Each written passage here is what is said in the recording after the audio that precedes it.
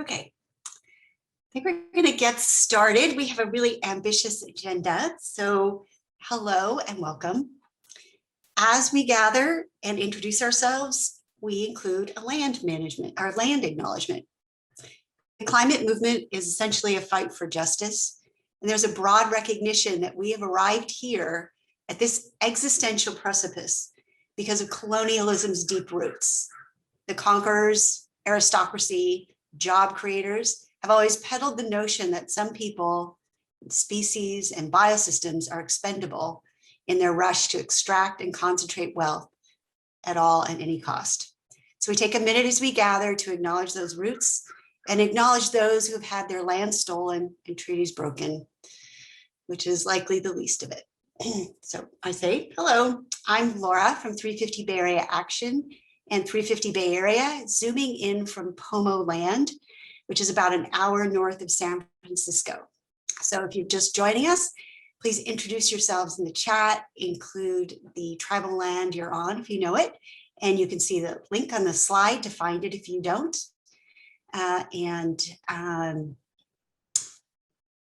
Maybe the other two presenters can quickly introduce themselves. Nan Farley. Great. Hi, everyone. Good morning. Happy Saturday. My name is Nan Farley. I go by she, her, and I'm zooming in from Ramaytush land. And Kathy Dermott. Hi, good morning, everyone. Kathy, I'm in Berkeley, Ohlone land, and I'm with 350 Bay Area Action. Nice to be with you all today. And there are a couple of other people. Amy, can you introduce yourself and what your role is today? Sure. Hi, everybody. Amy, she, her.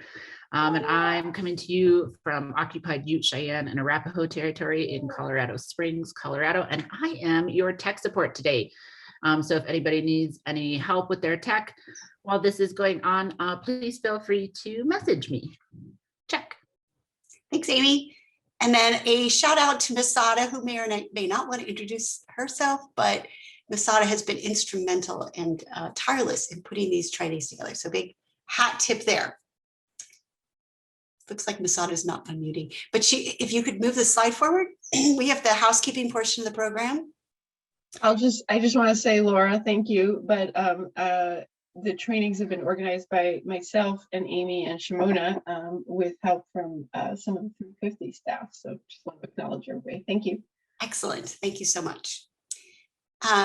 So during the training, if everybody could just stay on mute, we love your dog and your children, but it can be a little disruptive. Use the chat box and we'll cover a few more specifics there in the next slide. And let's kind of think about the principle of moving up and moving back in order to equitably share airtime. That usually goes pretty well with these groups. Closed captioning is available. And these trainings are recorded and they will be shared. So if you're uncomfortable with having your face on the screen, just turn off your video recording and take care of yourself. We're going to be doing this for 90 minutes. And if you need to step out for a second, please do it. All right, number one, next slide for some Zoom specifics.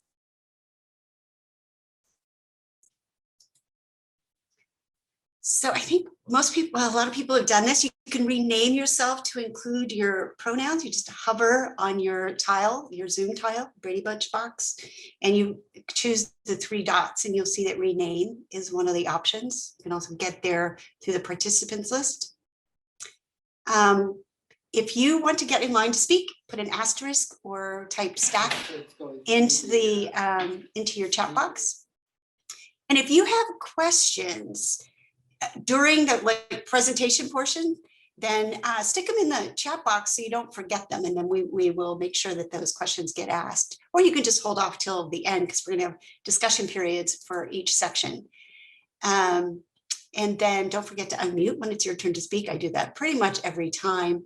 To access closed captioning, go to the Zoom bar and then look for it on the, you might have to click on more to get there and then just check show subtitles.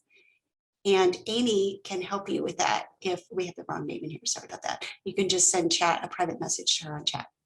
Just search for Amy. Okay, cool, thank you. All right, so next slide. So this training is brought to you, you've met some of the key leaders just as we were introducing ourselves, but this training is brought to you by 350.org and the 350 Network Council, which is comprised of folks from those organizations and the top 10 most established local groups in the United States. These trainings help ground us in shared principles and strategies and tools, and we're hoping to create stronger connections across the network and ultimately enable your group to take bolder and more strategic action. So thank you so much for showing up. It's exciting to see everybody here, and we have a lot of work to do. So today we are talking, very good slide change. Today we're talking about policy advocacy, how to influence policy outcomes, what are advocacy's many flavors, how to get started, and some essential tools. This really is meant to be an introductory session. It's not a deep dive. We're not sure where all of these different people and groups are on this process, so we're starting at the beginning. Okay, so next slide. Try to slow down, but there's so much to cover. So excited about it. So this policy advocacy work is the range of kind of options and approaches across a spectrum of activities that really range from building relationships with the specific policy influencers and decision makers to using the outside pressure to get things to work. So all of us are here working hard to influence the policy outcomes. And we're just talking about the range of approaches that we can take and how they fall on the spectrum. So building long-term relationships with elected officials and their staff facilitates the shaping of their understanding of the issues involved, which is necessary not just to counter the narrative of the big money lobbyists, but to keep climate and climate justice issues at the front of the line. So 350 groups tend to be more familiar, it's not universally true, with the process of building public support and pressure for our policy agenda. And we know that consistent pressure is required even when we have good relationships with our elected officials.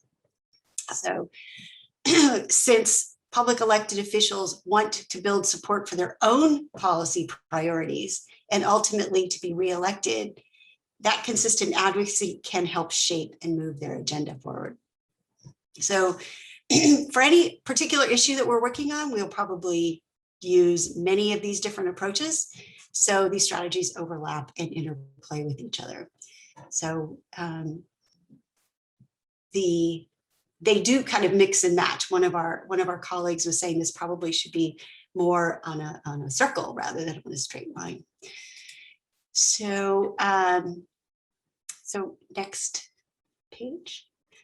So the way, this sort of classic pressure strategy, the first step to that is building broad support for your agenda and building the pool of people that you can call to action as you're working on these things, building your email lists and then asking them to sign petitions, send emails, call their elected officials, create letters to the editor, op-eds, all of the kind of things that we're working to do, show up at a march. So we have a quick poll. So just to see which of these tools you have used in your own organization. We'll just give you a couple minutes.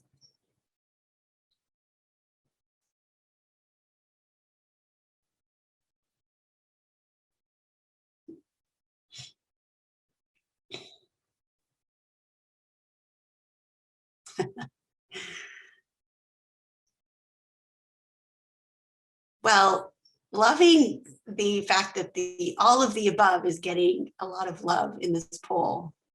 So that's good. This is great.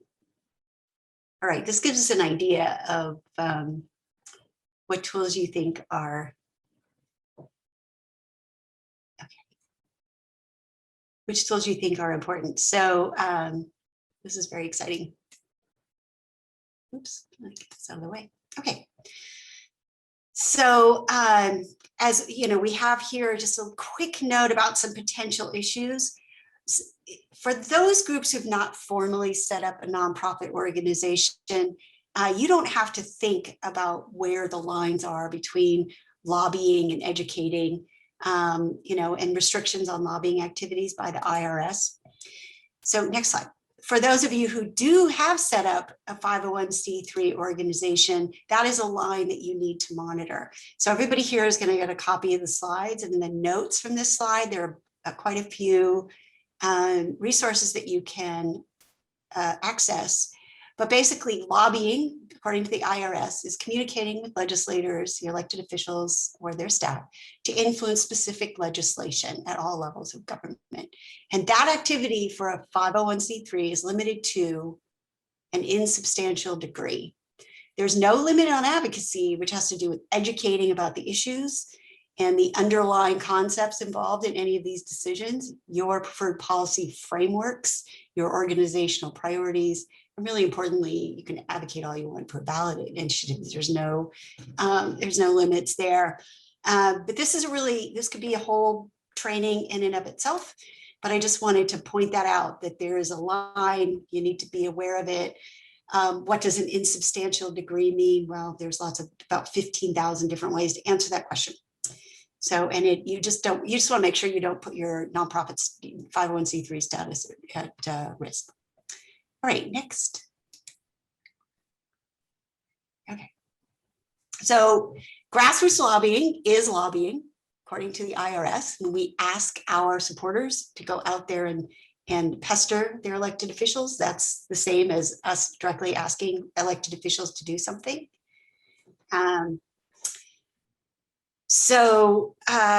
The classic is setting up meetings with your elected officials and meeting with them directly. One of the things that we've noticed in our organizing is that people, when they first start setting up these meetings, they are really shocked that they are providing that kind of education to staff and the elected officials.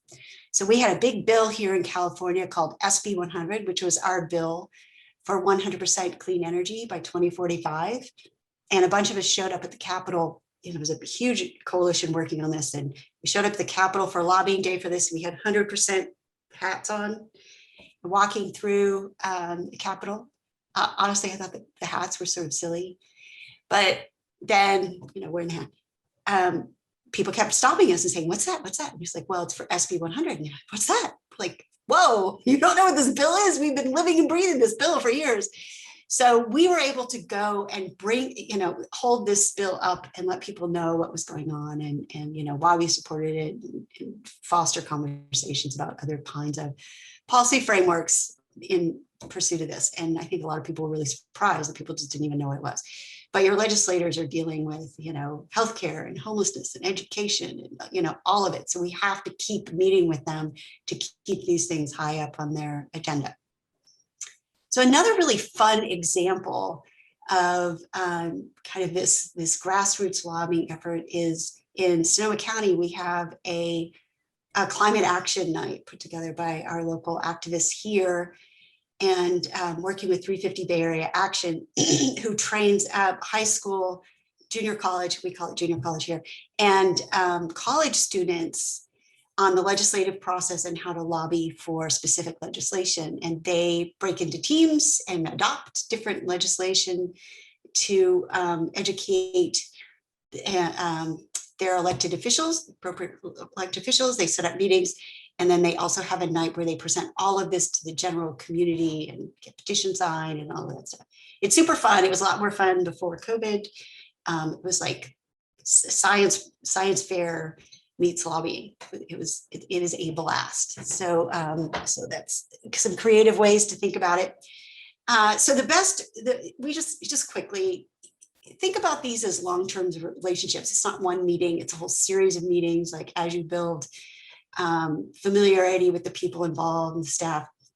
But for every meeting, you want to put together a team, not just of your own people, but other relevant allied groups. The more people you can represent, the better. It's a good idea when you do that when you introduce yourselves, you say, I'm from 350, Duluth, and I'm just making that up. And, we have 2,000 people on our mailing list, and you just give them a sense of how many of their constituents you really are representing in that meeting.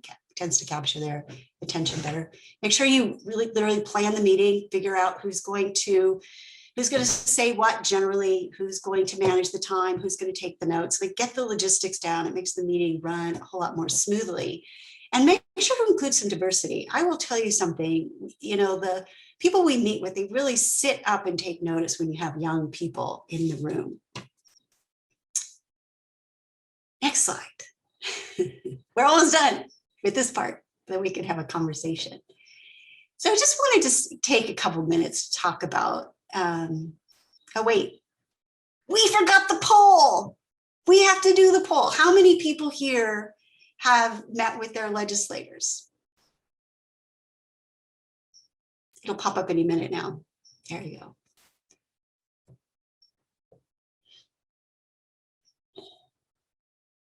Okay. So you guys are old hands at these things. This is excellent. Yeah, and getting a meeting, it takes a lot of persistence. All right, okay. So as you develop these relationships, you can land in this really interesting place where your elected officials start reaching out to you. And that is a good place to be, so we've had people contact our group to say, what do you think? Not exactly this, but what do you think the EJ community in general will think? Well, we don't speak for the EJ community, but we can give pointers to what we think the policy issues are going to be that could be problematic. Sometimes in the race to form, you all know this, but one of the key roles we play in this area is in the race to figure out policies that reduce emissions. Sometimes the justice issues can get out of center. And so we're constantly bringing that back into center, or in the race to create good jobs, climate falls off the center. So that's how we sort of Australian shepherd the issues that are key to us and our allies. So another good example is we were meeting consistently with a city council member, and we set up monthly meetings with her. And she said, "You are my climate staff." She has no staff. They say we're a dumpy little city council. That's not fair, but they don't get paid, so they have no staff. And she just kept saying, "What are the next 3 things we should be working on?" And we literally provided her agenda for climate action. We also served that purpose writ large for somebody running for the county board of supervisors. So these are the kind of relationships that end up making a really big difference when you can directly contact people. Then the other thing, just as a little potential issue point, and probably a lot of you have run into this, is have a response plan for when a legislator or their staff says to you, "Okay, this sounds great. We want you to support these 2 bills." And we just say, well, we have a separate committee that makes those decisions, and we're happy to bring that to the committee. But if they kind of put you on the spot and you're not ready, it can be a little bit concerning. So next slide. I do want to emphasize that strong relationships can really yield better climate policy. And even when you have a really great relationship, you're probably going to need a lot of outside pressure to support them when they make tough decisions, and also to push them when they're not going to have the same agenda. So somebody could be a climate champion in some ways and just be completely a noodlehead in other ways. So these all tend to work together. So now we would like to somehow, we've got a lot of people here, it's super exciting. We would like to call on you. If you could share a story, let us know, give us an example of the kind of work you did and what you learned from that, and how that helped move the movement or a policy forward or improved your relationships. So Nan is going to facilitate calling on people. Great. I see Jeff said stack in the chat. Would you like to come off mute, Jeff, and tell a quick story? Sure. When Pete Stark was my US representative, I went to all the local town hall meetings that he held, and I would always put in my name to try to ask a question. I'd say at least 50% of the time I got called on. And excuse me, I would always start off, I'd always ask a climate question. I would always start off by calling it the most important moral issue of our day. And he went from really some resistance about that to being a full-throated supporter and lifting up climate as a big issue. And it was just by repeating that to his face that I think that happened. I think that's an excellent point, repeating the clarity of the moral call to action as the framework. It's a great idea. Great. Do we have time for another one, Laura? We do. Okay, Wendy Kerner is on stack. Could you come off mute, Wendy? Hi, thank you very much for hosting this today, everybody. I just finished an internship with Our Children's Trust. It's the nonprofit legal organization that's supporting the 21 youth plaintiffs. So I was fortunate enough to get to lobby congressional staffers. And I think an important part of the lobbying efforts, we were trying to encourage the congressmen, women, senators to sign on to a resolution to promote climate change and limit it to 350 and promote the lawsuit. And just having the youth there and speaking and telling their stories was really impactful. And also having, like, I was able to attend the meetings where my Colorado senator and congressmen were there. So being a constituent was impactful as well. And we did get about 57 congressmen and women and senators to sign on. So that was promising. A great story. Next person, Nan. Great. Yeah, I just thought really drives home the point that Laura was making about having youth in the room as well. It's great. Yeah, we've got Linda Kelly on stack. Linda, do you want to share your story? So I work with 350 Eugene. We have one of our other folks, Jim News, on. I worked with a statewide coalition for about 4 years, trying to get climate legislation on the statewide level. And the last year was the infamous Republican walkout to avoid voting on the Clean Energy Jobs Bill. But when that happened, Governor Brown actually came in and created Executive Order 2004, I think it's called, to really get all of the state agencies to incorporate climate into their work. So I think our 4 years of pushing created that workaround the legislation. So that was one piece I did. And we work with the statewide coalition. We're really lucky in Oregon. We've got very strong statewide coalitions, so including our Children's Trust. So thank you. That's excellent. I was talking to Kathy, I think it was yesterday, and she's like, don't forget to tell everybody that even losing can lead to winning. You know, it's really a long game and it's depressing. And I will say also, another learning is that when you bring young people into the work, pave the way for that, because they can get so discouraged so fast. So we have to let them know that everything we're doing, even when we lose, it's changing the landscape and we will prevail. Man. Great. Kermit, would you like to come off mute? Sure. Thanks. Hi. Yeah, over the years, I've had a good number of opportunities. Most of them at the federal level have been through my affiliation with Citizens Climate Lobby. So I've had dozens of meetings in DC with different congressional offices. My current lobby target is kind of the proverbial rock. And we're trying to be the irresistible force. Senator Ron Johnson of Wisconsin. We meet with staff and try to talk the issues, and part of our vision is to just be persistent, and even if we don't move the elected representative, we're hopefully softening the ground with the staff people who may may be able to make an influence with their office or another office in the future. So even if you're not making headway, you're getting a message planted. I'll just say something else though.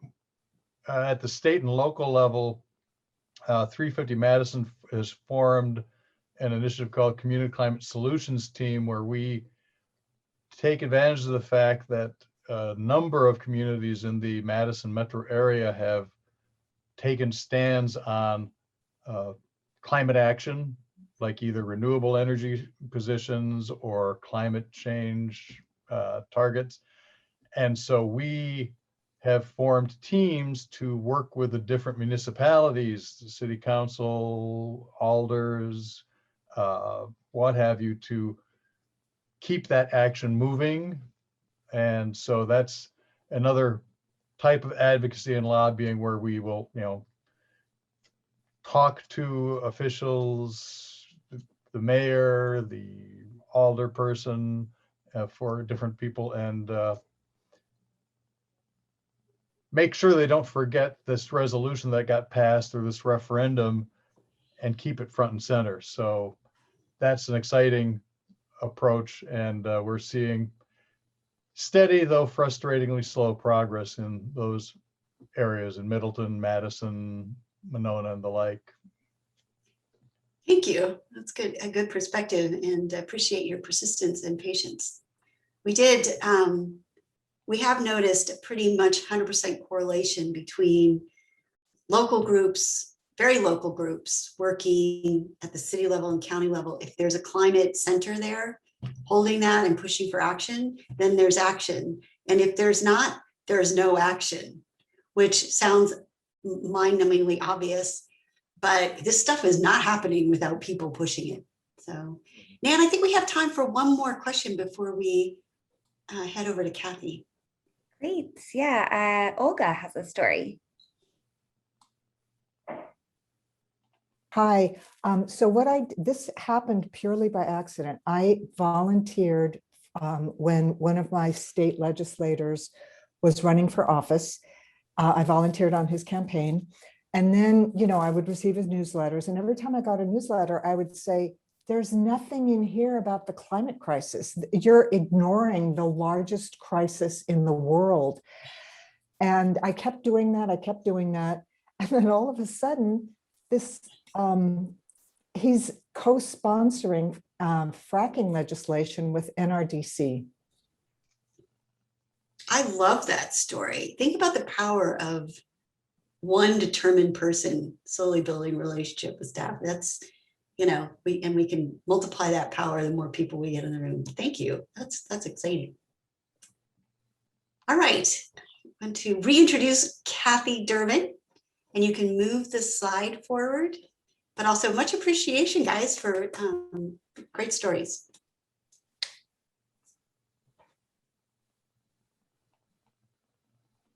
Kathy?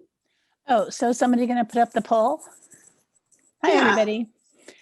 Yeah, we'd just like to know who's actually doing something on state legislation. Are you just getting started? You have a legislative team, you're already making a difference, or you're just getting started, which is good to know. Seems like we have a pretty expert group here today. So great. It's also good for all of us to see where one another are as we're having this discussion. So this has been prepared really as an introduction. So I can already hear that there's some experts on the call. So this may be pretty basic for you. But thanks for weighing in and letting us know where you are on the continuum. Next slide, please. So, oops, I'm gonna just give a little bit of overview of state legislative work from our perspective in California, but I also follow some of your all work, especially Hawaii and Washington here on the Pacific Coast. So why work with your state legislature? State law creates mandates and systemic change above the city level, and it also carries with it budget and resources. And as you can tell right now, one of the crises we're facing in the country is that 47 state legislators are working as fast and as hard as they can to take away voter rights. So focusing on your state legislature and winning majorities at the state level and in your elected officials from the electoral side is very important. For example, attorney generals petitioned to delay the federal action that Obama tried to take on the Clean Power Plan, and the whole plan just sat and couldn't move forward. So state level action is really valuable and important. And also state legislators can overturn what the stronger action on climate or clean energy that your city may be taking. So we have to engage at that level, and we have a lot of different ways to do that, which I'm just going to very briefly go through today. So we have 3 goals in our state legislative team, and we've been operating since 2013 in our state capitol and with our legislators. Obviously, we want to work on legislation. We want to pass strong climate bills and climate justice efforts and set faster and more ambitious goals. That's not all we do. We want to build these relationships with our legislators, not only because they're going to vote, but because they are leaders. They represent us in the state capitol. They vote for us, and they have a bully pulpit to use as well to communicate with members of their district and constituents to push the agenda forward. And if we know a lot, but we don't broadcast it out to a broader population, we're really missing the boat. So educating and mobilizing the public and our partners through a variety of techniques with the legislative information we know and have to share is absolutely a critical piece of this.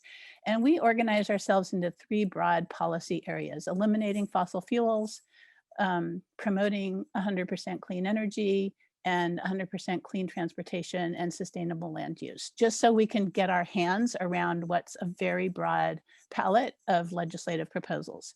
Just for example, California and 8 other states have full-time legislatures. Some states have 3 or 4 or 5-month legislators every year, and a few states only meet every other year. So, you know, there's a lot there to find out about your own state. Next slide, please. So this is it. Get to know your state legislature. So how is it structured? You know, where are the representatives from? How are the districts, you know, parlayed compared to where your organization does its work? When do they meet? Like I said, some meet pretty much all year, like California and 8 other states do. And other states, I think Washington just finished up their 4 or 5-month climate state legislative session. It's very structured how they do their work. So there's a very important calendar of legislative processes that will really help you structure your work, so you don't have to like chase things around. You know when bills are going to be introduced, when they're going to be heard in committees, when they're going to be voted on. And that suggests this next thing, which is how the public and stakeholders can participate in the process. This is democracy. We have to reclaim it. We have to be there participating actively and, you know, take advantage of every opportunity. If it's not made available to us, we have to push for it on that end of the spectrum of really pressure. And your own legislator is one of your key avenues to understanding state legislation. Not only the legislator themselves, but especially their staff, who usually are very accessible. And one of their jobs is to explain what's happening to their constituents and make more of it accessible. So if you have questions about the process or bills themselves, your legislative office and their staff are very important to be in touch with. Next slide. Then, okay, so where do you start? In California, almost 3,000 bills were introduced this year. That's a lot of bills. So we have our priorities: eliminating fossil fuels, promoting 100% clean energy, and clean transportation and land use, which are broad, and we fit other things into them. But you have to look at, what are you working on? What's important to you? What's at the stage of development that it needs to be pushed at the state level? So which climate priorities you have at the city or the county or your regional level really need to go up to the state. And that involves identifying key policies that are important to you, and then looking for the bills to address these. And not only passively, once you get into this process and you start building relationships with your legislators, you can contribute to policy proposals or even help write bills with friendly climate champion legislators. Frequently, they're looking for good ideas, and they want to hear, like Laura said, they want to hear what climate activists in their district are really struggling with? What are your cities working on that are facing impediments and need help or need resources? So there's an opportunity to go quite far into this relationship. And then you need to identify some priority bills that you want to work on, whether that's 5 bills if you're just getting started or 25 bills. You need to have some universe of bills that you're going to tackle. And next slide, and I'll say what you're going to do on them. So that's a group process that you can use within your organization to determine what your bill priorities are. And again, this is not a solitary activity. This is highly interactive. In fact, the women from Oregon already said they work with their state state coalition. Key partners can help you learn the ropes if you're just getting started, learn how to follow bills, and actually build a more powerful movement. We are not just in Sacramento to pass bills. We are in Sacramento to build the climate movement and to get that power that Laura talked about that we need to go up against powerful interests like the utilities or the oil and gas industry. So all of this is really thinking about your relationships with your partners and allies. And you can have overall partners. Like, for example, most states have a statewide environmental coalition. If you don't already know who that is, reach out and try to find out, and because they will be extremely helpful to you. And then there's partners that form around a particular issue or a particular bill and come together and work on that bill intensely, but then may not work across the board together. These statewide environmental coalitions have been extremely helpful to us. We don't have lobbyists. We don't have a person in Sacramento day in and day out finding out about the bills, talking to the legislators.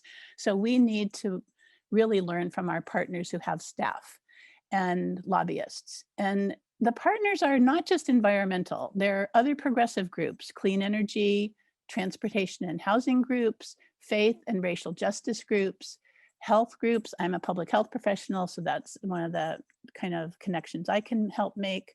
Environmental and social justice and youth and student groups are really coming up as important and impactful, both as learners, but as doers in this arena. And then, look at your own situation and see if you have non-traditional partners. Not that these are non-traditional, but sometimes we work with labor. Sometimes we can work with small or green businesses. Sometimes we can work with farmers. And actually, sometimes we're on the other side with some of those groups. So you're always looking for opportunities to both form relationships and work together when you can around values and priorities. Next slide, please. So once you've chosen your priority bills, again, however many there are, you really have to follow them. Just because a bill gets introduced does not mean it's going to be something you like or hate all the way through the process. So legislators introduce bills. Many of the bills in our state are written by advocates or local government or businesses, just like in the federal government where lobbyists write the bills. The advocates have a lot of influence on bills, but then you need to follow them through the process. So where do you follow them? Well, you'll get to know the main committees that deal with climate related bills, the energy and utilities committees, your transportation and housing committees, sometimes land use, environmental quality. Local government gets involved in a lot of things when we're telling them, you have to do something new about reducing vehicle miles traveled, and they don't like that, or they do. Finance, obviously, things have to have a budget, and you'll get to know kind of where these kind of bills go over as you interact with them over and over again. And those committees also have chair people and staff who also, part of their job is to help inform you and answer your questions. So you can call on them and really get a lot more information. And then again, back to the calendar, if you want to be effective, you have to know when these things are happening and take action ahead of time. So whether that's writing a letter of support or opposition, there's deadlines. Showing up for a hearing, you need to know when those are scheduled. Amendments that happen all the time to these bills, they don't stay the same, and normally amendments make things weaker as they go through the process. And then obviously the votes on the bills you want to show up, have an impact, mobilize your people for. Next slide, please. So if you're just getting started, although I did hear quite a lot of diversity and expertise in the group, anyone can learn to do legislative work. And we found that some volunteers absolutely love this work, even if they had no experience in it. We have everybody from lawyers, engineers, doctors, transportation engineers, energy people, to students and high school students, grandmothers. We have all kinds of people doing legislative work, but you do need to provide training for people. There's a lot to learn. It can be fun to learn it. And you just need to have a training program so people feel supported and that they know what they're doing, both content-wise in the bills they're working on and in the process in the legislature. And then again, work with your partners who know more than we do. Those include organizations like the Sierra Club or others that have lobbyists and technical expertise. Generally, they're willing to help you do training, and you can get free training that way. And remember, our expertise is really as grassroots climate organizing experts. Kind of never forget that, no matter what venue of policy you're working in. But there's a lot of roles on a legislative team that people can play. They don't all have to be like analyzing technical bills. There's a lot of information to gather. There's tracking the bills through the process. There's the actual lobbying and meeting with your legislators, planning and carrying out all the actions that Laura mentioned, like phone banks and meeting with your legislators and calling and emailing them. Communications to get the word out to broader audiences, and then working on the state coalitions. Next slide. I think that's actually the end. So this is a picture of some of us with Senator Kevin De Leon, who was the author of our SB 100, 100% clean energy goal by 2045. And he really appreciated all the work that we did to support his bill. So, there's that inside outside game. So there's an example. Okay, I guess we have time for some questions. If you have a question, please drop the word stack in the chat, and then we can call on you, just so that we don't have people coming off mute at the same time.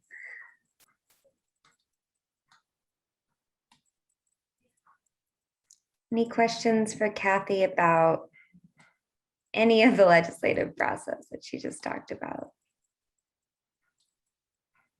Or a story, if you feel like you've got a great story to tell about some success or obstacle you've overcome. Oh, I see Catherine is on stack. Catherine? My question is, what is the best way to start a lobbying and getting started? Yeah, that's a great question. So I'd go back to like what your organization is working on locally. Like, what's important to you? Is it cleaning up the transportation system, public transportation, funding for clean energy, rooftop solar, or some environmental justice group? And then talk to people that are involved in state level work. And just see who's doing what, so you can get your bearings about you and you don't have to start totally by yourself. So find out if there's a state coalition, see what issues they're working on, but it really starts with your group doing some prioritization of what's important to you. And so I'll give an example. Here in California, the effort to push building decarbonization and get natural gas out of our buildings really started at the city level. I live in the city of Berkeley. Our city council woman was the first one in the country to push no natural gas in new buildings. That is now spread to 40 other cities in California. And we figured, you know what, we can't do this city by city. There's 400 cities in California. That's a ridiculous way to proceed. The state needs to start weighing in and say, we need to move off of natural gas and move to building decarbonization. So that's one way to determine, what you can do. And then ask for help. Ask other groups that do state legislative work if they can recommend some training to you. Even your legislators may, be willing to meet with you and do some training. I mean, they're your representative. Don't be afraid to ask them. Thank you. That was actually good because I think the group that I am in currently, we don't know where our priorities are. And we've been going on for quite a long time, but our priorities have been quite scattered as we go along. So I think if we start prioritizing certain things that we want to get done, that would help us build our direction better. And we're building relationships with our legislators and different people around our community, but that's not one of our biggest goals. And obviously due to the pandemic, it's really hard to do that. So I think that was a good point, building priorities and communication. Great. Yeah, go for it and ask for help. So Grace asked in the chat, are there resources who can advise on the legal boundaries of lobbying? Laura, would you want to take this one? Yes and no. So this is a really complicated conversation, and pretty much every time we go to talk to somebody else about their specific advice, they start with, well, this is not legal. You know, there's a lot of backpedaling, and we get different answers for different things. So we put some resources in the slide deck, and then maybe I'll copy those and put them into the chat directly. But also, I think there's some resources from 350.org. I think there's a recording of a conversation that happened somewhere else. We will try to track that down for you. I don't remember where it is. Maybe Amy does. But anyway, and it probably isn't a bad idea to have one of these trainings about that, though, you know, with the whole big caveat that none of us is a lawyer. So good question. Thank you. You want me to take the one from Kermit? Yeah, that'd be great. Thank Yeah, you. this is a great question. What impact do you find that public comments and hearing testimonies have? How can you increase that impact? Well, yes, one lone person can make a difference, but in some of these venues, you really need to show up with influencers and numbers of people on your side. And the more diverse that population is, really helps you. So we keep trying to broaden out the number of people speaking out on climate. This is not an environmental issue. It is a human survival issue. And so therefore it affects everybody, women's groups, grandmothers groups, public health and medical and nursing groups. So we are constantly trying to broaden out the voices that come to the table around promoting a climate emergency, urgent action, solutions that we need and that we can have. And the communities themselves, I think, that are experiencing both the impacts of climate. We've had massive wildfires in California for 5 years now. Those don't go away. Those are indelible kind of memories, and those stories need to be repeated and heard over and over again when you're running up against opposition. Oh, we can't afford that. Well, we can't afford the alternative of letting climate go unfettered. So increasing the impact is numbers, diversity, creativity, using a lot of creative ways to get your message across, and building that relationship with your legislator. So they now know when we go to Sacramento and say 350 Bay Area Action is here to speak up on that bill, they pay attention. We have 20,000 people on our mailing list. We do climate work in their district, in communities that they purport to represent. If they're not representing us, we need to tell them that.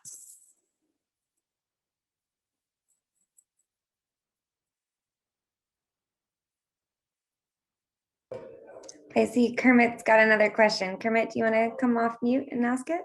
Sure, thanks. Yeah, I was just going to ask about what people's experience or what your experience and thoughts are regarding non-legislative lobbying and intervention. In Wisconsin, for instance, the state legislature is gerrymandered into a Republican majority, but fortunately we have a Democratic governor. And so we are pushing into the executive side of things, like the Public Service Commission in particular, where you've given public testimony for different dockets, and we've filed for the first time to be an intervener in one of the net zero carbon dockets that they're proposing. So anyways, just wondering what kind of experiences, thoughts, and suggestions you Yeah, no, you raise a really excellent point of knowing your legislature and where the power is. I didn't have time today to talk about your governor's office and your regulatory agencies, but all of those are equally important. In fact, sometimes you can make more progress with your regulatory agencies and pushing them to use the authority they already have and go further and go faster. We did that with zero emission truck rule last year, where some things had passed in the legislature, but they got to get implemented. They got to get put, into place, and then they have to get budget to make them work. So absolutely, if you have a blockage somewhere in your assembly or your Senate and you have to go around that, look at the rest of state government. It does take work, but you can do a lot in the regulatory arena if you have capacity and people interested in doing that work. In California, that's like a full-time 5,000 full-time jobs, but yeah, absolutely. Don't just keep hitting your head against a wall if your legislature is not sympathetic and you can't get anything done. Work with the governor's office through executive orders. They can do a lot, and with your regulatory agencies. Great. I see Wendy's got a question. Thank you. I'm wondering if you have any advice, Kathy, on trying to implement like a constitutional amendment, like an environmental rights amendment, the right to a stable climate. If there's anything unique to that, that might be different from legislative action. So it sounds like you're talking about a ballot proposition, perhaps, and getting something on the ballot. You can do that locally, getting a proposition on your ballot, or you can go statewide. In California, that's extremely costly because we're a huge state, many millions of dollars to do a proposition. But yes, that is an avenue that many states do allow advocates and the public to bring forth ballot propositions.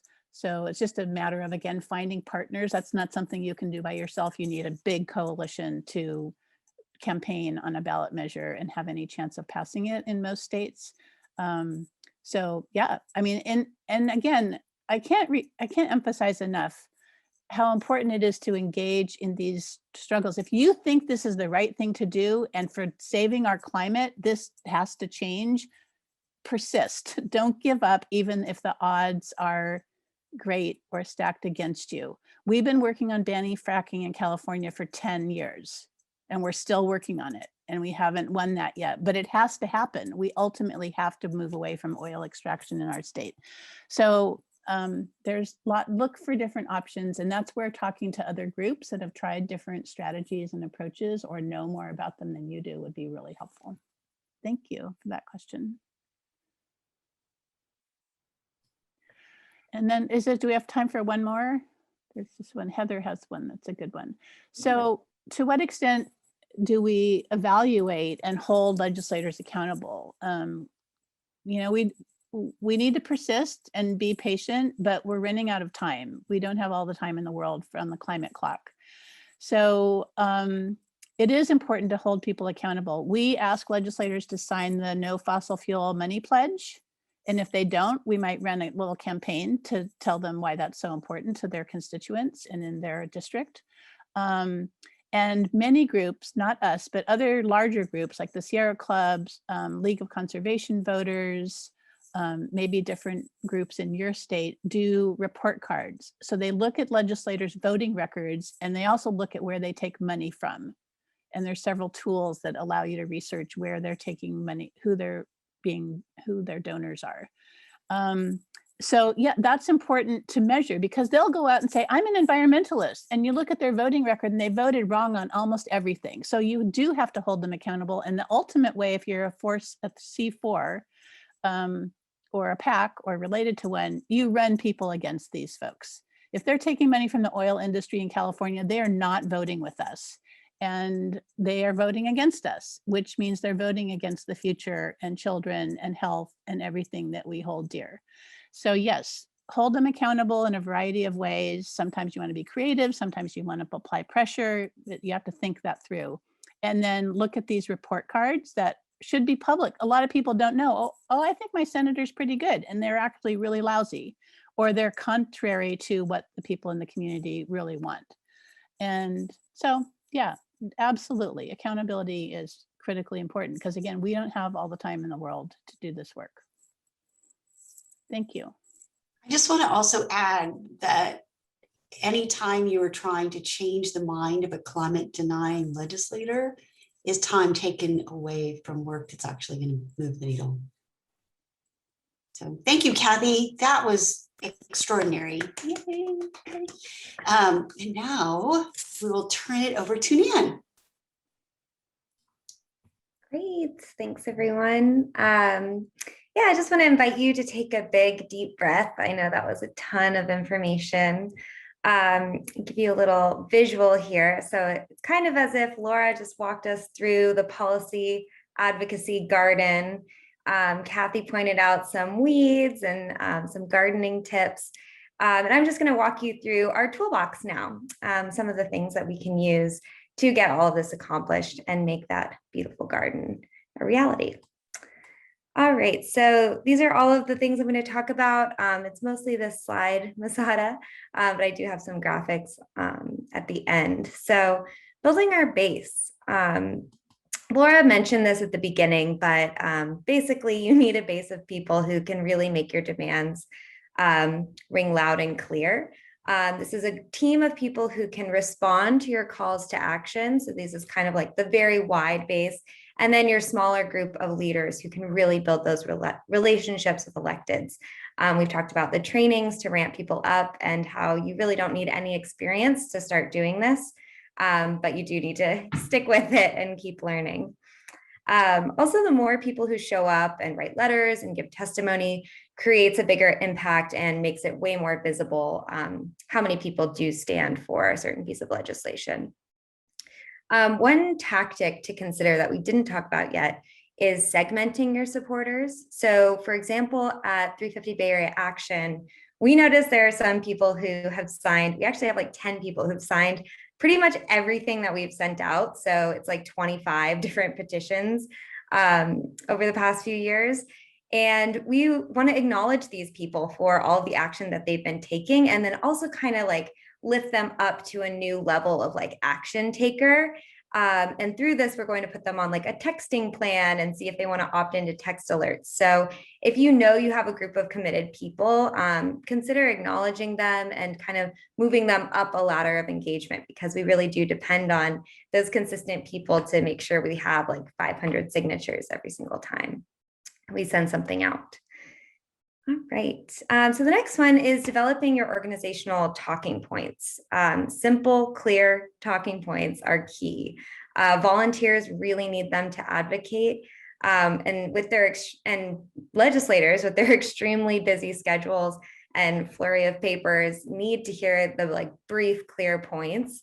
For C3 advocacy, talking points can be about your priorities in general, or at a specific point in time. So if you're, doing a lot of transportation work or something like that, it could be kind of focusing on your program at the time.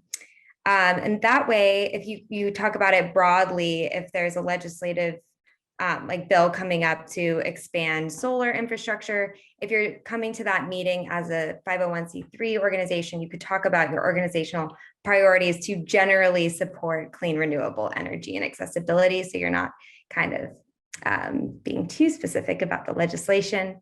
And then for C4 advocacy, talking points can be more specific about the legislation, and probably should be if you do have that certification. And you can still talk about your organizational priorities. That's not off the table. It's always kind of great to bring it back to kind of some of the stuff that Kathy was saying about, it's a human rights issue and things like that. All right, so setting up meetings with elected officials and staff. We don't want to forget the staff. So like we saw, a bunch of people have been able to set up meetings, and sometimes it can actually just be as easy as going on their website. It does get easier as you develop a relationship with your legislators. Take that business card from their admin and staff in the office so that you can reach out to them personally for the next meeting, or maybe they'll expect you to have a meeting every 6 months or something. We've gotten on a different cadence with different legislators before, and that's really helpful. And yeah, it doesn't always have to be the exact elected representative. I mean, sometimes they're not in their office, so staff can be just as helpful. They know what their office stands for, and they can really take notes and report them back. So staff are also really important when you meet with them. You could really just consider it a meeting with your legislator. And then finally, if you're one of those 2 people who said you've tried and you haven't been able to get a meeting, you can try the tactic of just showing up. We've done this before where we've actually tweeted at the office like, hey, we're coming, we've got our demands, as this national action before. And by the time that we got there, they were expecting us, which is kind of impressive that they're checking their social media. And they were ready to sit down and have a meeting with us. So sometimes if it's part of this escalated plan and you really do have your talking points ready, you can try showing up and maybe that'll go well. That was also one of those instances. As part of that escalated action, Laura actually got cookies when they showed up, and I got a business card from the staff. So it can still be a beneficial meeting, even if you aren't able to have that meeting. You could stand in the office and state your claims, and people bring signs. So you're still heard, even if you can't get that exact meeting set. All right, so talk about testimony at public meetings, which Kathy did a great job answering some questions around that. But again, our job is to really give talking points that people can wrap their heads around. You don't need to make the case as a scientist. And I think this is really important to tell your volunteers that they do not need to know everything about this topic. As a citizen, they can be concerned and they can know, a baseline amount of information and have a few clear talking points about why they can support or not support something. Super succinct talking points actually do also sink in better than a 40-page white paper, shockingly. Laura has a really great story about when 350 Bay Area used basically 8 talking points, over and over again at different hearings and meetings. Mike McGuire actually used those exact talking points on the Senate floor in about a grid regionalization bill. So those talking points do get reiterated, which is pretty cool. All right, so now some of the technology, which is my bread and butter. I think it makes things go a lot smoother and it's actually pretty fun. The first one is click to call. So I was excited to see that a lot of people have a ton of experience with calling your elected officials. Sometimes this can be a little bit harder to ramp people up to doing, just if they haven't done it before. So there is a software. So normally people have to look up who their elected official is, based on their address, and then find the phone number, and then you give them the script and then they call, which is just a 3-step process. So if you explain that just pretty clearly, that can work great. But there is software that I wanted to just point out where you can actually just have a link where you just click and it'll immediately pop up the phone number and you can call. So software that I had to dig around to find is called New Mode. It does cost money, but if you're looking for something like that, I would check that one out. Yeah, reminder that the more people who do it, the more impactful it is. And also the more kind of difficult the action is, actually picking up the phone and calling, the more our representatives will respond to that action. So Twitter storms are awesome as well, but that higher level of engagement does get noticed a little bit more. So keep up those calls. Regarding petitions and letters to electeds, I pointed out Action Network and coalitions as 2 tools that we can use. Action Network is this great site. I think a lot of us use it.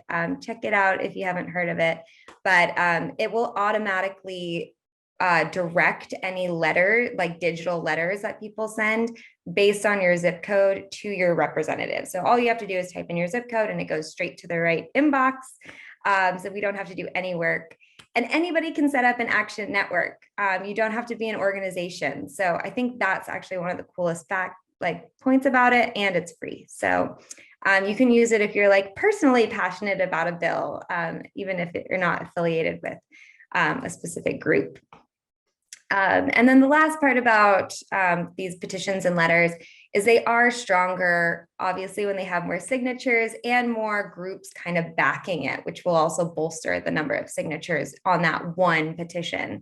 I think one of the bigger like joint petitions we've been on got like 35,000 signatures, whereas like our like solo petitions actually get more like 5,000. So you can see that number of magnitude really going up when you have more groups working on it together.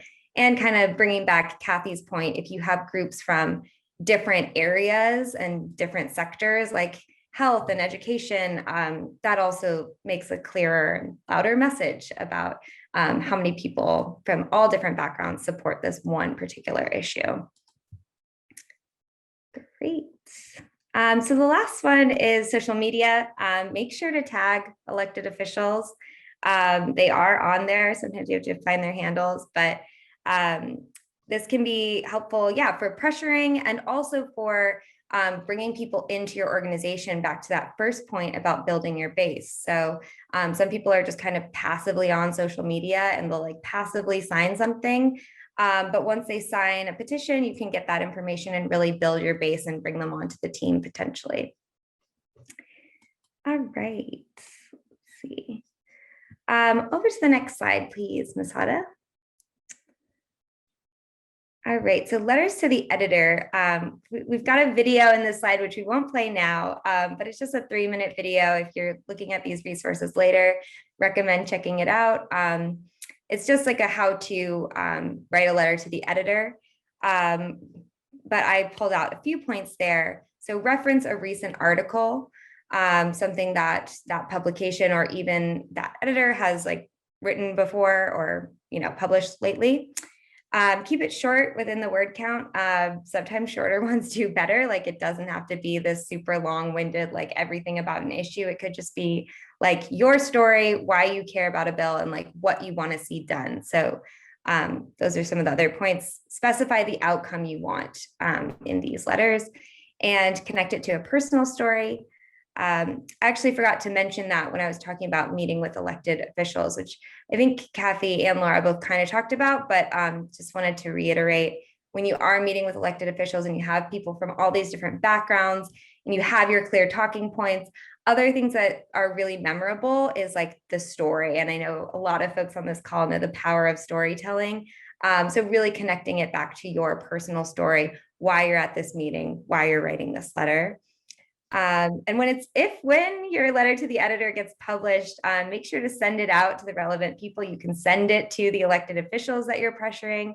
And what I liked about, like a quote from Kathy about this is like, then it's really a campaign, because these sound like different actions, but when you put them all together, it's a very powerful like slew of actions that all kind of build up to this culminating hearing or vote. And they will all contribute to how people feel about it and how aware they are of the issue and how many people support it.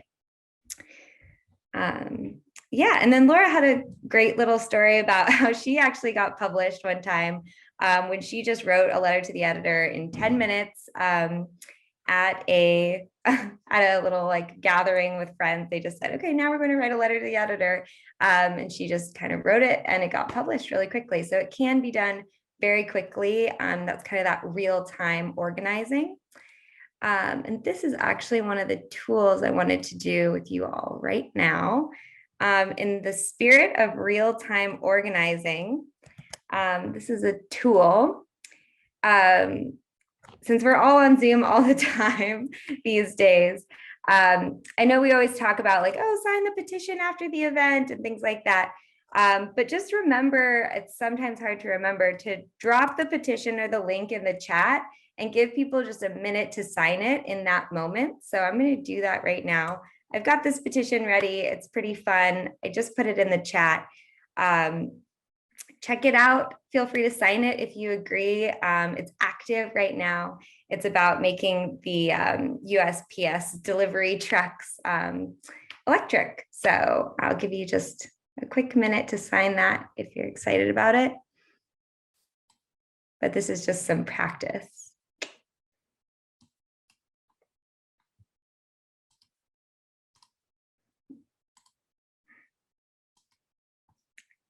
All right. Let's go to the next slide, please, Masada.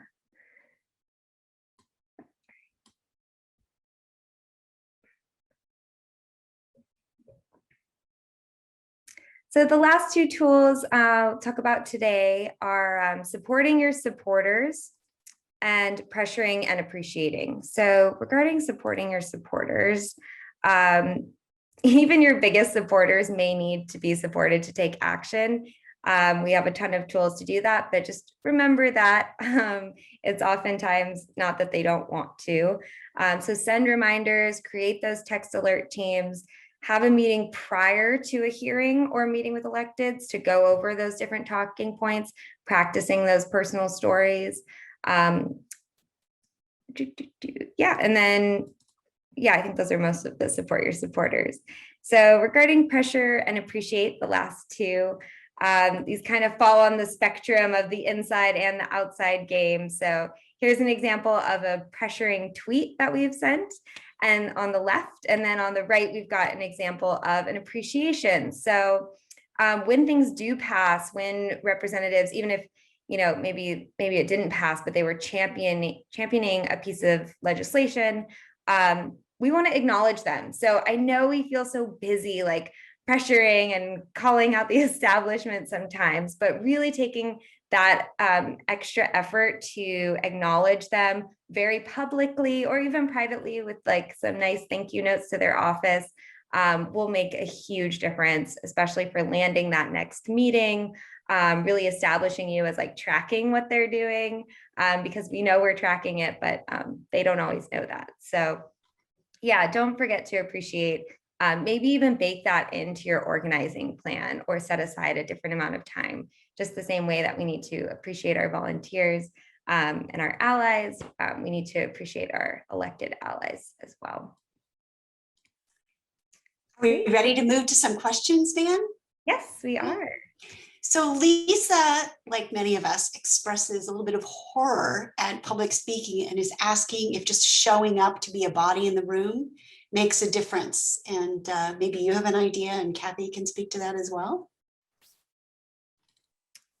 Yeah, Kathy, I'd love to hear what you think about that one. Well, I talked about how there's a lot of different roles that people can play, and they need to find the role that they feel comfortable with. So not everybody needs to do public speaking in front of a group. Hopefully you'd be willing to speak one-on-one more informally or get used to it with some role playing. We do role playing, which is the fun part of getting people into this. But sometimes we do need numbers with signs, visible, t-shirts, signs, large numbers of people to show up, because the oil industry never fails to do that in California. They'll bring workers, they'll bus workers from the oil fields in Central Valley up to the state capitol. Sometimes they don't really even know why they're there. And they just have numbers of people. So, there's roles you can play. You can write some of the comments that somebody else is going to deliver if you don't want to be a public speaker. So just find your spot. And I will say that for some of the testimony, you literally stand up and say, I am this person, I represent this organization. You can leave that part out, and I support or oppose. So sometimes it's not a lot of talking. And then Heather points out that in some venues, you can yield your time so that they have more and they can do, and they're good at pontificating. So that's a really excellent point. Not true for all bodies. So Esther, I think this is for Kathy as well. Esther is asking, what do we do with signed petitions? And she points out that she doesn't like to sign because it just seems like they're trying to snag her email address. I completely understand that feeling, because I feel that way too. But as an organizer, I know we have to present people with an opportunity to take action, and sending these kind of pre-written emails is one easy way to do that. It's certainly not the only thing we do. That's like the bare minimum of giving our people opportunities to take action. We do not have one of those automatic things. Oh, thanks for signing our email. Give us $25. We don't even do that. Most groups do. The bigger groups do, but we don't. We need your email. We need your address so we know which legislative district you're in and can appropriately direct your message to your state senator or House member. So that's what we do with it. And then people can always unsubscribe if they don't want to get our newsletter. But the way we grew, we're a regional organization. And so we cover a lot of territory. And the more people we can say we represent, the more impact, the legislator is going to pay more attention, honestly. So it is a numbers game. And we, certainly respect and honor people's not wanting to, get their name spread around. We don't sell our list, things like that. So. This might be for Nan. How effective are visual petitions and video compilations or pictures of people holding signs to show in the new Zoom land of lobbying meetings?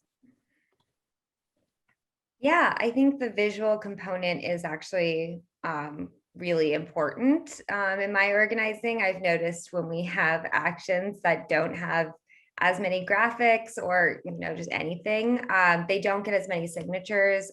There isn't as much awareness about the specific issue, especially with bills when they all have these names, random numbers all the time. I'm not numbers don't just stick in my head, but when they're paired with a graphic, I can think of so many of our graphics for bills, but for one example, the oil rig and the child on a swing, right next to each other, these very compelling visuals are super helpful for those meetings. Printing them out, when you have that coordinated effort too, you can really feel the energy around it and see how much people care about it in this visceral way, as opposed to just reading your talking points, I'm so-and-so and I care about this. But if you have a shirt or a poster that you hand wrote and you say no, I really care about this, it shows for sure. So yeah, definitely do those. Art builds are really fun, where you just all kind of go on Zoom, or if you can meet in person one day, you can have a little art session together and put those together. So it's a great segue, because Kermit's pointing out, once you have some content like that, just put it everywhere. Whether it's a picture of people in their shirt or with their sign, or a letter to the editor that got published by just make sure that you kind of repurpose that across as original content for your group. So there's a difference between retweeting something that somebody else is doing, but you actually build more attention for your team if it's original content. So, hey, Jim, do you want to talk about, you want to get off mute and talk about your postcard campaign? A little more detail? Yeah, 350 Eugene had brought to the city council's attention 2 years ago that the Northwest Gas franchise agreement was about to expire. And which they really, I don't think, had much awareness of. And so we started priming them a little bit about the hazards of natural gas, et cetera. So 2 years have gone by. The negotiations have fallen down with Northwest Gas. Long story short, the franchise agreement expired on May 11th, just a few days ago. And so now Northwest Gas has to pull permits, as opposed to having an easement, a right of way to dig any time in there. So during that period, when the negotiations fell down, we have a great art activist, Joni Kleben, in our group, who created postcards that had all kinds of messages about the hazards of natural gas, from burning inside, cooking, et cetera, to all the hazards of methane, et cetera. And we came up with about 5 or 6 different fonts of postcards on the front, and then you could write a message on the back. And then we distributed them to the 2,000 members of 350 Eugene, or how many wanted them. And we bought the stamps and everything. And then everybody just sent those in before city council meetings, 2 or 3 days beforehand. So they were inundated with all these postcards with all these messages about the hazard of natural gas. And and the other big thing was we had a big influx of young people from fossil-free Eugene, which got on there through Dylan Plummer's efforts with Cascadia Wildlands. And they really pushed the message and did a lot of testimony at city council meetings. So we went from 2 city councilors who were opposed to natural gas in the beginning to 6 out of the 8. And so that's why the negotiations, we think, fell through. And now we're just hoping to eliminate new a new gas ban on new gas infrastructure within the city. Excellent. So we're going to wrap up, but a couple of things. Jeff Spencer shared that this idea of breaking your longer message into having different people coordinating it to the city council or whatever the body is, so you can give more of a full case or argument for action.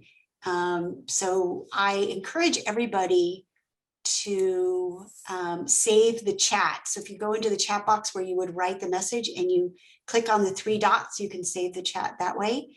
And I think we're going to move on to the close. So maybe we can get the next page. So just to point out, first of all, it'd be great if you take the survey. We are always trying to kind of fine tune. We had a lot of conversations among this group about, well, you know, how introductory should it be? Again, we did end up with a ton of information. So we probably flew by things quickly, but take the survey. It's under next up. You just click on the link where it says take the survey. And then heads up for the next training, which is getting into specifics of campaign strategy. I'm going to be there. I know, just to see, you know, mostly for the sharing. Very excited to see what other groups are working on. And thank you very much. Really appreciate the hard work that went into this whole series of training.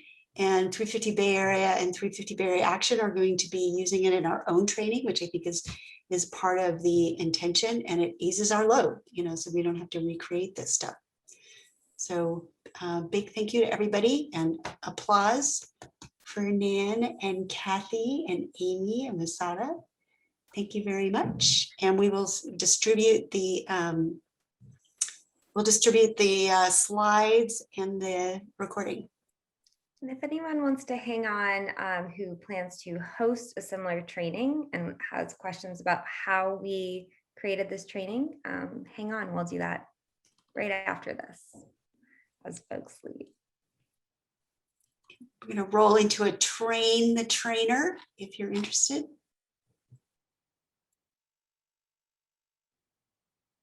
And thanks for all your comments in the chat. It's lovely.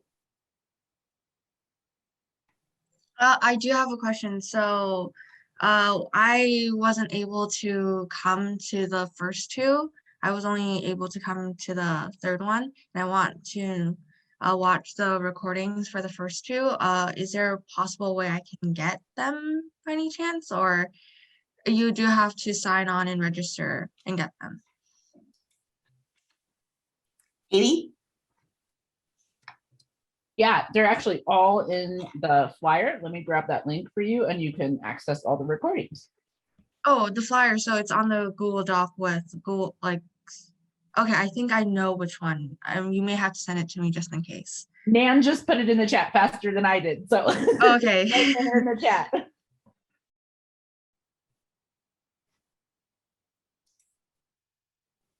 So Thank you, Nan. I think if it's okay with everybody, then we're going to take a teeny weeny little bio break, stay for the train the trainer training. But I actually will be back in 2 minutes and invite all of y'all to take the opportunity to grab some more tea. Great, we'll start that right at 12:29 or so, just before 12:30. See you soon.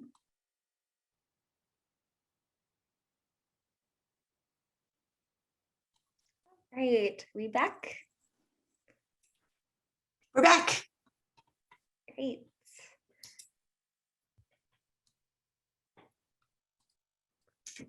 So the goals of the Train the Trainer session are to really talk about the approach and the agenda, and then have a generative conversation about how to tailor it for your particular circumstances, and then maybe some ideas for what additional resources we can provide to support that. So the goal for today's training, the way we set it up, was to provide really an introductory sense of the range of approaches and tools, how they work together, and emphasize the path to and potential involved in that deep relationship building, and then providing the foundation of understanding for individual group capacity building, and review some specific tools that we have available for the work. So I think maybe we can have a discussion about how, just a kind of a general review, like how did this session go from meeting those goals? And let's just start with that. So we'll just manage the stack. You want to raise your hand in the chat box? Anybody?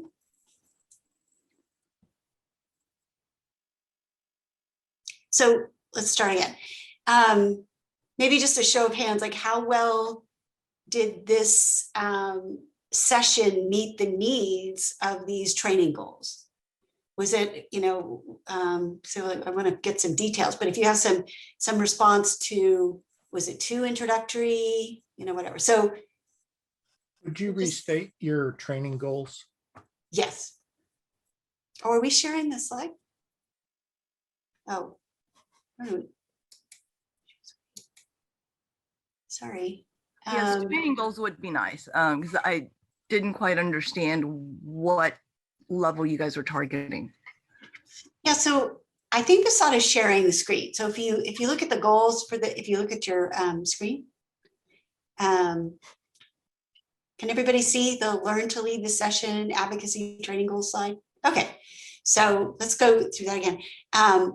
So we really it was meant to be very introductory. A lot of the intention of these training is to start at the beginning, this whole training series. So we wanted to give people, the attendees, a sense of the range of advocacy approaches and tools. Very introductory way. We want to emphasize the path to and potential for really focusing on relationship building. Can you be a little more specific on the relationship building, like in what context? Yeah, so the context is in policy advocacy, and the range of sort of advocacy actions is from focusing on building relationships with the decision makers and their staff, to talking about policy advocacy, all the way to flipping that completely and saying, no, we're going to pressure you to do stuff. It's like, so definitely not as relationship based. Yeah, so that's, the relationship building in this advocacy, policy advocacy, the relationships we're really emphasizing building were with the decision makers. And then trying to give different 350 groups a way to think about building their own capacity, which is a little hard to do because some people were, hadn't gotten started yet, but and other people were pretty experienced. So we just had to march through the introductory stuff there. Can you provide a little context for capacity? Yeah, so when we're talking about building organizational capacity, we're talking about what an organization needs to be effective in their work, like training, processes, priorities. So you'll know somebody responded to Kathy's conversation. They said, oh, this is going to be really helpful because we hadn't thought about sort of limiting the universe of bills to our prioritized set. Okay, so the capacity building is specific to basically your volunteer base. Because I thought it was, I wasn't quite sure when I read capacity building, I was thinking your organization capacity for action. Yep. Yeah, those are the same things. So you have, it's like the way that these groups tend to do their work is that you have a set of leaders that are doing the hard work of figuring out priorities and looking at the bills and analyzing the bills. And in our case, we have we have the leadership of the legislative group is, let's just say, I'm just going to pick another number. Kathy's going to get mad at me, like 8 to 10 people, but that's supporting another 20 people who are really digging in. And then that work is supporting the 20,000 people that we're asking to take action, you know, just in our network. So we think about capacity building across all of those different things. Like, how do we support our leaders? Well, we fundraise and we provide staff to support that work that the leaders are doing, because we're a volunteer-run organization. And then the way we're all working together to engage our broader audiences to get this work done. So, and that's how we think about it. You know, it's not really a formal like marketing segmentation, but we have the group of people who are leading the very detailed on the ground hard work. We have the people that are on the committees and helping out with that work. And then we have the broader community that we're reaching out to. Yeah, I guess when I think about capacity, you know, in terms of what an organization can get done, you know, the capacity for basically units of work kind of thinking. Certainly training would facilitate, you know, that capacity. But the other part of like delivering units of work is also your human resource capacity. I mean, if you don't have the human resources to actually do the work, then you're not going to be able to do as much work. Correct. So I guess I see it Absolutely. as, you know, two sides to that in the capacity building. Yeah. I don't think that they are incompatible. Yeah. No, Yeah. no, I mean, they're not incompatible. It's just, you know, one side actually depends on how many bodies you have. You know, how well you train them can make each body produce more, but you are still capped at number of bodies. Yeah, I think an important thing to never take your eye off of is, regardless of how smart you are on policy or how deep your relationships are, if you can't reach out, you know, if you haven't built your base to keep rejuvenating, you know, the workers, the people doing the work, and get, you know, so when you're trying to apply pressure, it is a numbers game completely. So you have to keep working on building your base. Yeah, and there's a distinct separate set of efforts that need to go into the recruitment portion, you know, versus like the training. So I mean, I see it as being different efforts involved in building up both sides of that coin, you know. Exactly. This was meant to be sort of a slice. So I think there are a lot of really good trainings about that kind of work. And this was meant to be a slice on really sort of digging in on the policy advocacy work. I do see Steve on Stack. Steve from Hawaii. Yeah, aloha. I've really appreciated a lot of the trainings that you guys have going on, and just 2 months out here from Hawaii background, some sea level rise damage just down the street from me. So so one thing, there's the numbers, and then there's grouping with other groups, which seems to have a pretty big exponential effect here. We've out here in Hawaii, I mean, we've got 20 or 30 groups. We have Friday night calls. We don't all get on, but when there's one issue and we unify, oh my gosh, do reps and stuff listen. And if you're a small organization, you know, I'm part of a few, 350 and whatnot, and we've got this new one, Climate Action Coalition, and we don't have a lot of folks, but they don't know that, right? So that's my 2 cents there. And if it's, you know, I'm former military, so I think quick response sometimes, and sometimes you can't get everybody, but if you've got 20 folks and you get a fast response from 10 of them, oh my gosh, it can really, representatives when they hear, hey, I meet with you, or my group plus Surfrider plus Zero Waste Kauai, and then they're like, oh, look, we need this. Yeah. So I'm done. Coffee's talking. Thank you guys so much for everything you're doing. Oh, thanks. Good stories. Yeah. I just want to say that the training provided me a better blueprint from going from what I had with the different organizations that I worked with, and seeing where I can move and grow from that, especially the tool set and the tips, and knowing what like lobbying really was, because our group lobbying was kind of like, oh, we don't know what we're kind of doing lobbying. So having that framework and going off from that is really helpful. So the training was really well done. Thank you. Oh, thank you. Well, so Catherine, do you feel like you could bring this to your group and give an overview of what we did, or what would you need to support that? Not a form, I'm not talking about like jumping in and doing a formal training like this, because it really was a lot. It was a huge fire hose, just so much information. But do you think you have what you need with this, you know, to share with your group some tips that you took away? Definitely, yes. I actually have been trying to put this like in every single meeting we had every other week and every single week. Like, we need to set priorities. We need to do this. And it was getting through, but I didn't know where I could lead from that, like what I can do to set those priorities. And I felt like this helped me set those, if that makes sense. No, it makes total sense. It's great. Okay, good. The training was really helpful.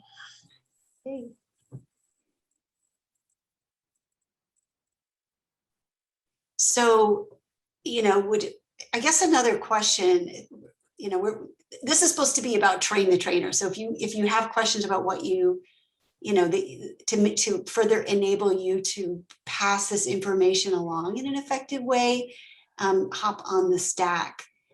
But I think, you know, one of the questions is how can we tailor this for different experience levels? So let's mull that while we call on Kermit. Well, just overall comment is I think you guys did a great job of covering the material. I feel like I've had a fair amount of training at different levels, different other groups than 350 primarily, and was impressed that you presented a coherent overview that rang true pretty much across the board. Like you were not out in left field or anything with any of the advice or strategies or frameworks you presented. And as far as the question you just posed of how to make it more effective with different levels, I think that can be adapted pretty much to the way that you did, which was to provide opportunity for questions and comments. Because I think there were a number of comments where it's like, oh, that's an interesting trick to pull. That's have the people stand up behind you while you're giving your testimony to indicate the amount of support. I like that. You know, just so I think that's one way you provide a overall framework, and then you get the questions and comments to allow you to go as deep as the audience is ready for, and to also take in the comments that go as deep that, you know, the expertise of the audience allows you to provide. So I think that there can be a kind of, I envision an organic way that you can calibrate the presentation based on who's there. The one comment or question perhaps I have about how to make it easier, say, for me to take this and say, okay, we're going to do this at the local chapter. Do the slides come with the accompanying notes that give a little bit more depth and detail of the content? And that's my question or suggestion as the case. No, yeah, that's a really good question. I think that we will try to, the notes need another scrubbing before they're really good. So I know that for my section, I will pop those in. They're a little bit spotty, shall we say. Yeah. So, but I do have the note, like a really complicated set of notes. I just need to now put them back into the slide. So I think that's a good tip. Right. So thank you for that. Yeah, I mean, not that you're putting it all on the slide itself, but on the in the notes section. Yeah, exactly. Right. Yeah. No, that's brilliant. Yeah, you keep cluttered up slides are just undigestible. Right. Exactly. Is there anything else? Laura, could I say something about that? You bet. Yeah. So Kermit and Catherine both, like your groups are doing things. So we did this in the abstract because we're talking to a whole big organization from all over the country. that are at different stages doing lots of different things. You could take a look at what your group is already doing and apply those continuum bars that Laura used. Like what strategies are you using to interact with policymakers? How is that going? And where do you want to build off of? Like, where do you want to add some more approaches or strengthen the relationship or take it to the next level? So, because you have real work going on in your groups, so you don't have to start at some abstract level. You can use this as a real planning or training using examples from your own organization's work, which I think people like to hear. They don't hear enough, like reflecting back our work. And where could we take this to be stronger, to have stronger relationships, to have a bigger impact, or to learn, what do we need to learn more about, and who can help us learn that?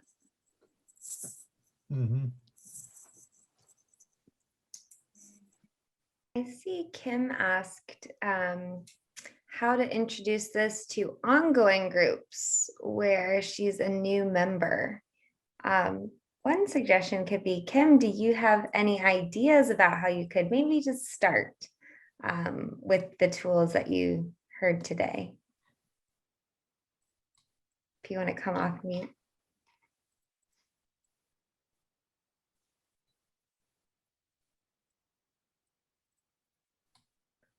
That was a little bit ago, so I may have just put you on the spot.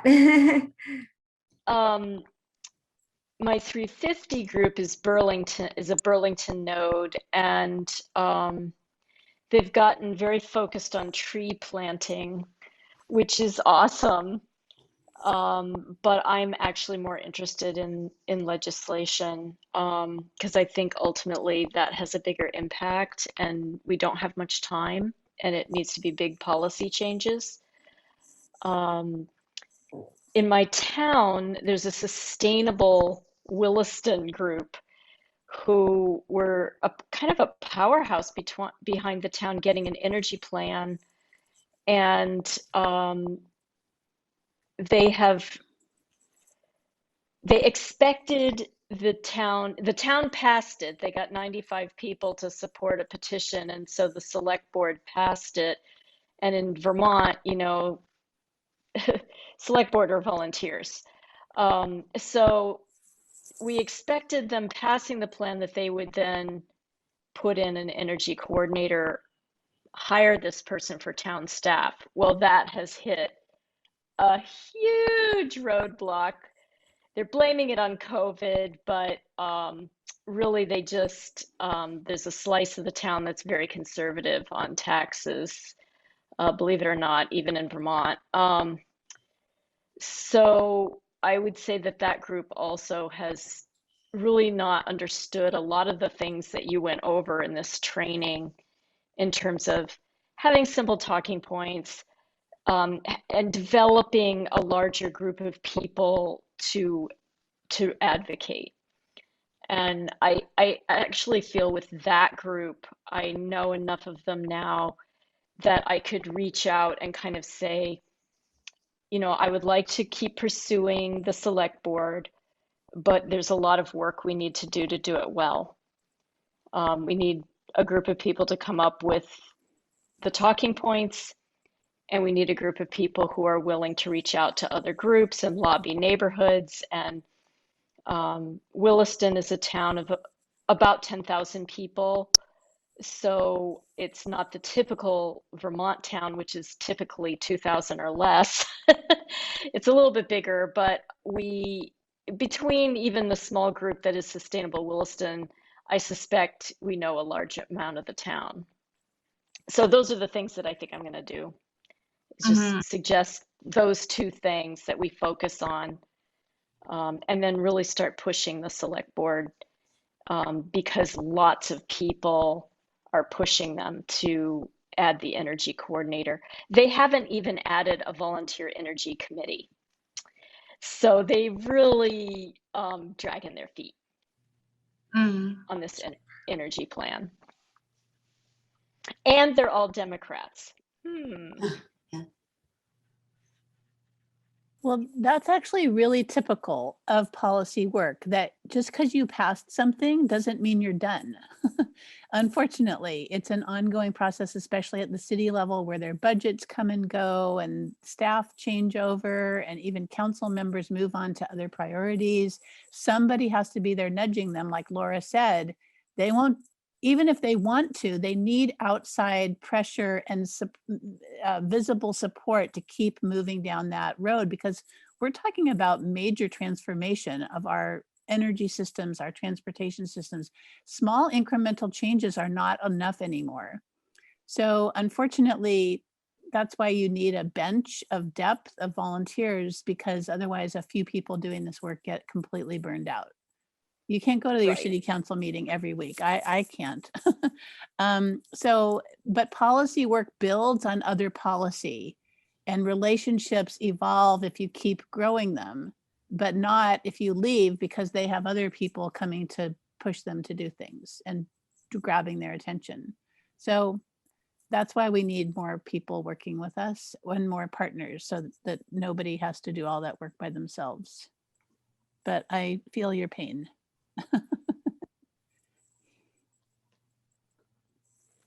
Good.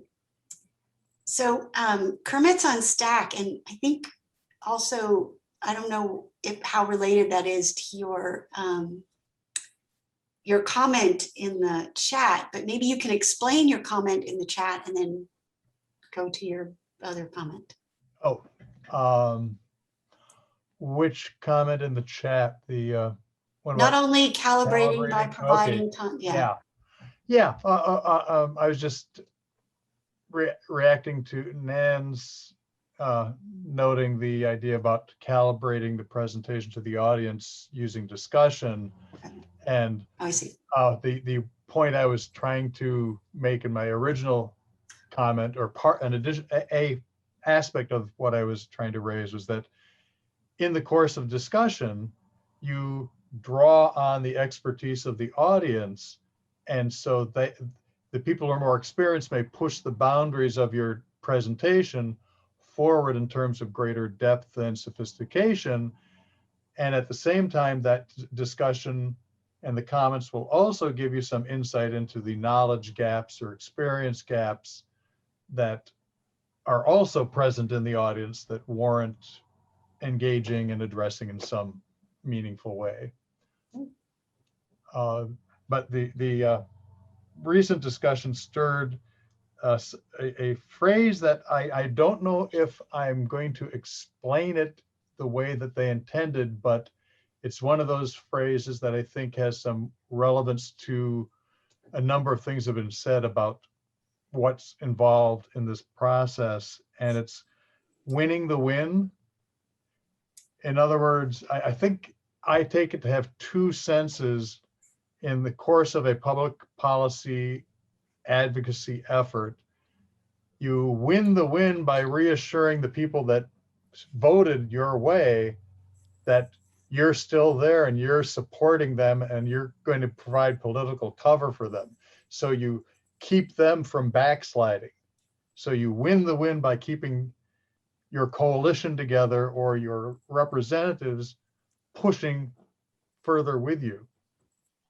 The other side of winning the win, though, is I think what was being talked about a little bit earlier, as far as you get the resolution, you get the referendum, and you go, well, I can go home now. And it's like, no, you can't go home now. You've won, but now you need to win the next step, which is getting that resolution translated into subordinate resolutions, or getting it translated into supplemental ordinances. And so that's where the idea of winning the win is, I think, an important part of this advocacy framework that we're talking about and teaching. You can't just say, okay, good, I'm done. We got that bill passed. It's like, now how do you make sure the bill gets implemented, and how the administrative and executive branch implementation fulfills the intent that you wanted to see, even if others are trying to undercut it. That's a really great point. Yeah, we pass a lot of legislation that tosses something over to a regulatory authority. And then we do a lot of work at some of these agencies, and they sort of twitter around going, well, what if we get sued? And we're like, so what? Get sued, like keep going. So yeah, they tend to be a little bit timid or tepid or, cynically, sometimes just flat out owned by the entities they're supposed to be regulating. Yep. All right, so kind of cruising into ending the meeting. Are there any last thoughts or tips or questions before we sign off with great appreciation for your contributions to this great training? Well, definitely heartfelt gratitude. That you're on to something when you have, about 100 people showing up on a Saturday afternoon to learn more about showing up every single darn day to do this work. So we are the heroes. There is no superhero coming to save us. It's up to us, regular old people. So if I had my way, I would make us all capes because I think we deserve it. But thank you so much. Thank you for showing up here and showing up everywhere else. And thanks, Masada and Amy, for facilitating us through this process. And I hope everybody has a great weekend. Thank you so much, everyone. Thank you. Bye. Have a good one. Laura, quick question.